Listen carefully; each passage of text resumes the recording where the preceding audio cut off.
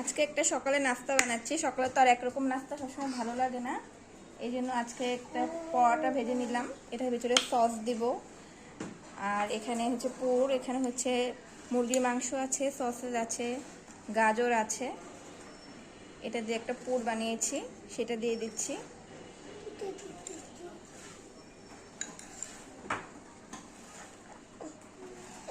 বাবা, তুমি এটা খাবে? হ্যাঁ।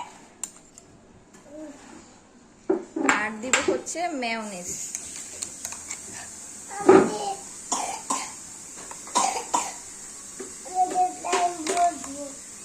এটা হচ্ছে আমার বাসায় বানানো মেয়োনিজ।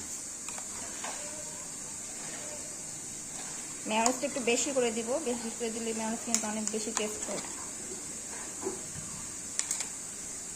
এখন এটাকে রোল করে নেব।